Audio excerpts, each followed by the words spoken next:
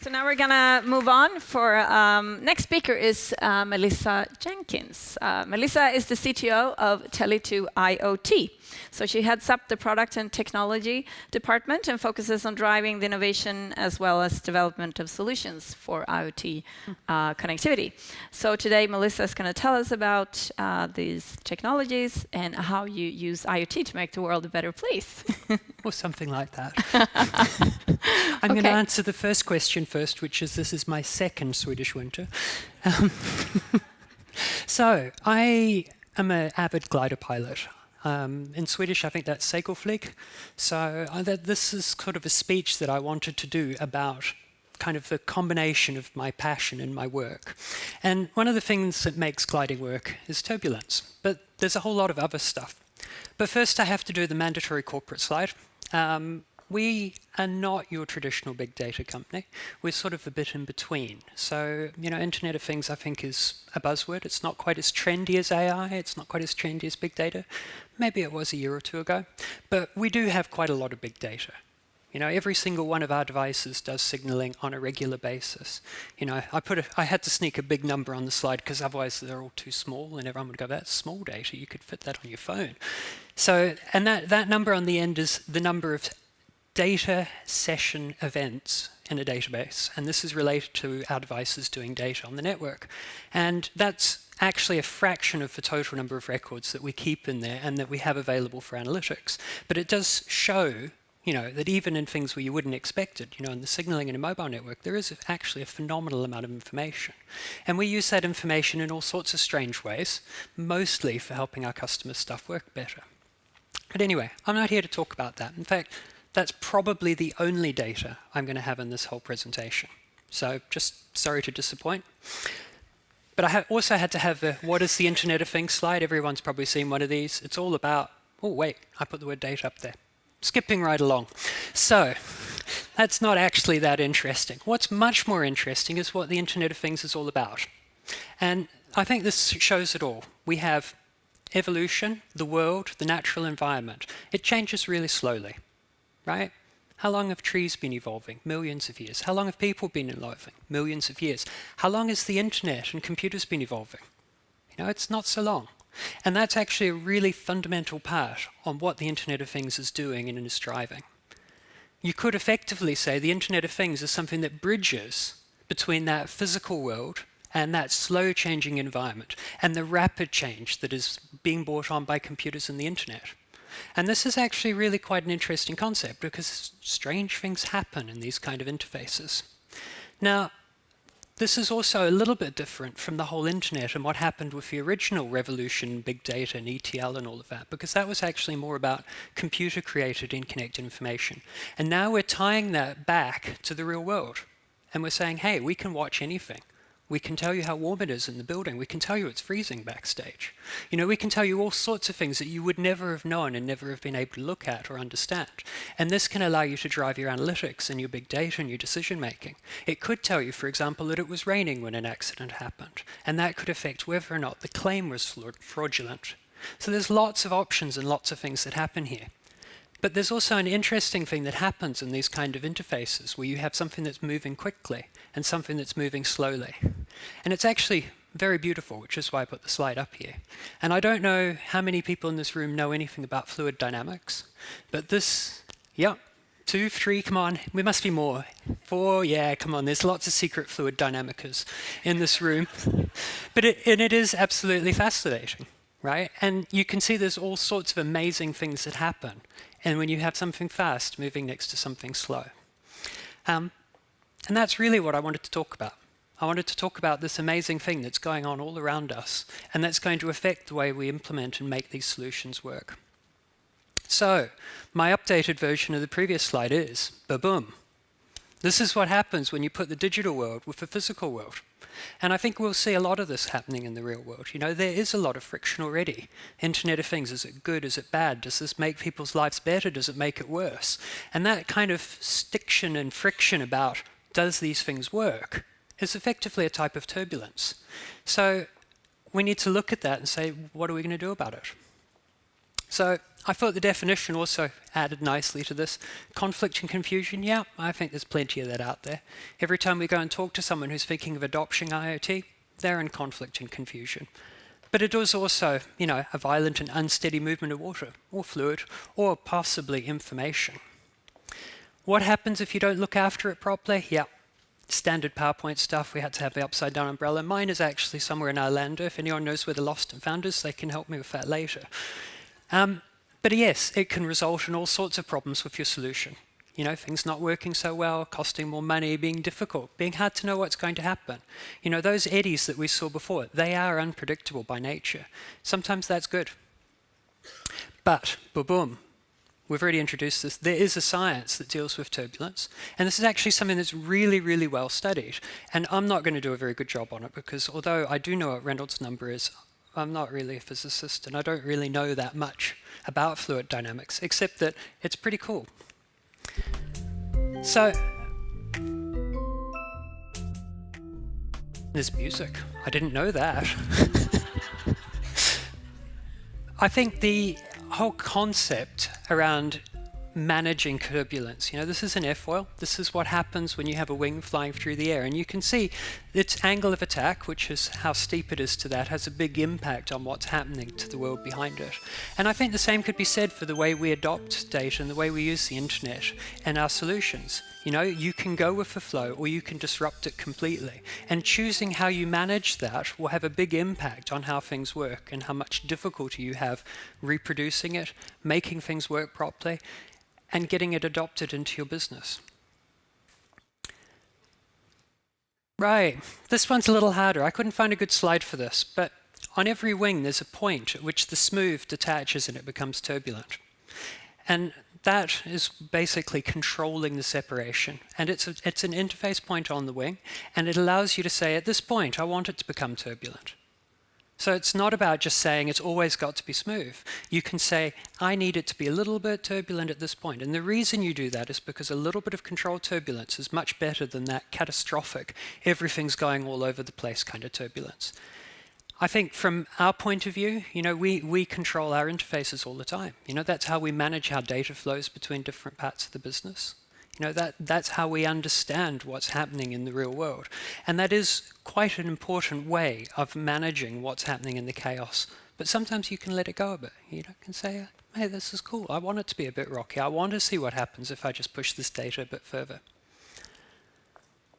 Then we have the concept of reproducibility. And I struggled a bit. I like the video, but I struggled a bit with how to explain this. But maybe looking at it from a slightly different perspective. In aviation, every time something happens, every time something bad happens, there's an awful lot of analysis that's done on this. And that analysis is fed back into improving the designs further. And it's all to do with the zero blame culture. And it's all part of the whole way that aviation is developed from the beginning to the end.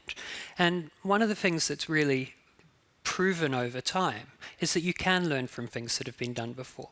And you can do stuff and you can make it go the next step, and then you can say, hey, that worked for me really well, and I'm going to keep building on it, and I'm going to keep learning from it.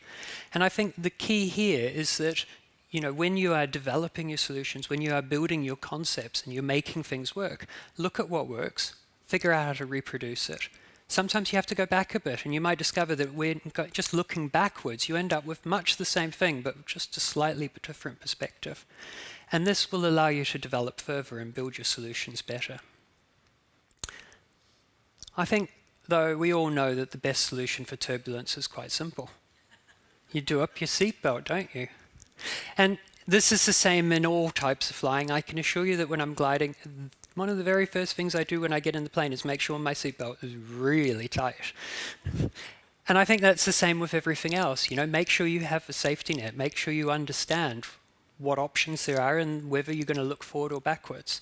And all of these analogies, it depends on what your perspective is. If you're running your own business, you're starting it up, you need to know where your safety net is. You need to know where you can fall back to.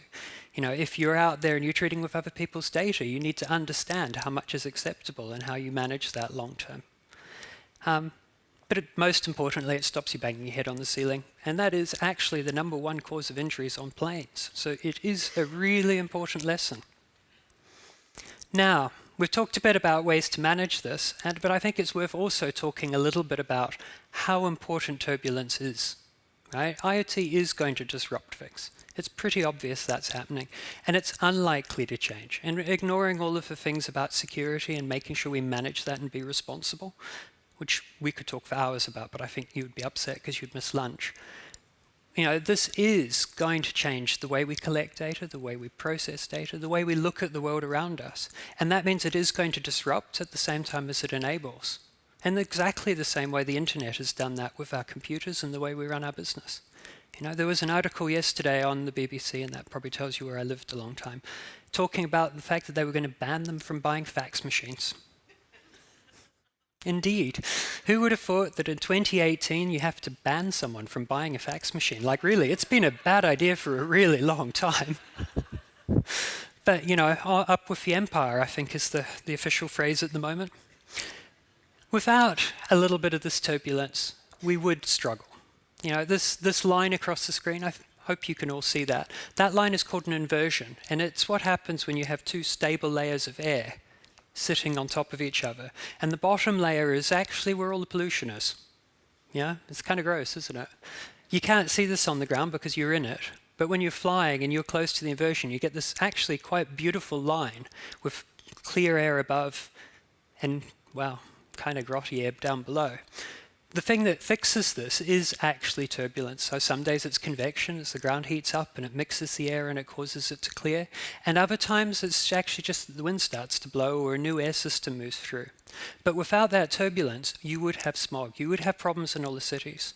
And actually this is the same with everything we're developing. If we don't have something mixing up our ideas, mixing up our real world and our environment, we're just going to keep doing the same thing over and over and over again. And that would be such a waste. You know, the cool thing about our world is the fact that it's always changing. And we need to adopt that and embrace it and take it to the next step. So, my last message, and I've whizzed through this real quick to make sure you all get lots of time to mingle, is to say, be open to the unexpected. You know, don't treat turbulence as a negative. Treat it as an opportunity, as a chance to develop stuff further, to push your boundaries, to see different things from a different perspective, and to actually really explore the world a bit more. Anyway, that's it for now. Does it?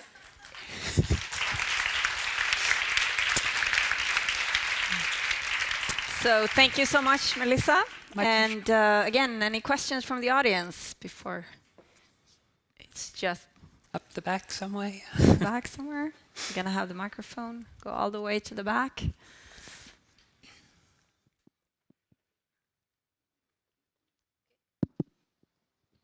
Hi, my name is Anna, and I come from the cybersecurity department at PwC. And so I hang out on Reddit a little bit, and I find that there are a lot of articles on digitization and on innovation in the digital field.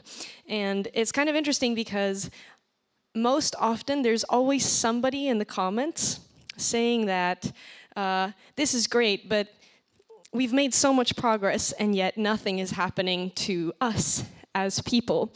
I'm wondering if you have any thoughts on how we can communicate much more to the general populace that, yes, the digital world moves fast, but the rest of the world doesn't. How can we reach out much more to the everyday man? It's a good start. I think people notice stuff that's relevant to them. So if people aren't seeing this happening, it's probably because what's happening doesn't reflect in their realities. It's not something that they're expecting to see. It's not something which forces its way into their attention. And maybe that's actually a good thing in some cases, because undoubtedly their life is being changed by this. They may not just be aware of it yet. We tend to look at the big picture. You know, we might look at something like a smart metering rollout, and this is, you know, it's headline grabbing because it's so much money and therefore it makes the news. But actually, I think everyone here probably has some form of IoT or digitalized device that's converging their physical world with their digital world. You know, the phone may not be a great example, but I've heard people talk about the phone making you more like a cyborg, but it's an extension. You know, it's constantly knowing where you are. It's keeping track of things that's happening around you. And okay, it's not your traditional IoT device, but it is still providing a huge amount of data about the real world to somebody. You know, whether that be traffic information, whether that be, you know, how busy shops are, that is actually already starting to sense and to pass that information. And maybe we get a bit hung up on the purity of a solution. You know, this is a device for doing IoT. And perhaps that's a little bit too specific. You know, I think over time that what a device is and how much IoT it is will change. And as they get cheaper, sensors and sensor networks will happen really. And then it will become really obvious that it's happening. But that's a good question. A really good question. Make it relevant. Yeah. Anyone else? Come on. One more. Otherwise they won't have your lunch ready. Yes. Well, I guess there are no other questions. Perfect. So thank you so much, Melissa. My pleasure.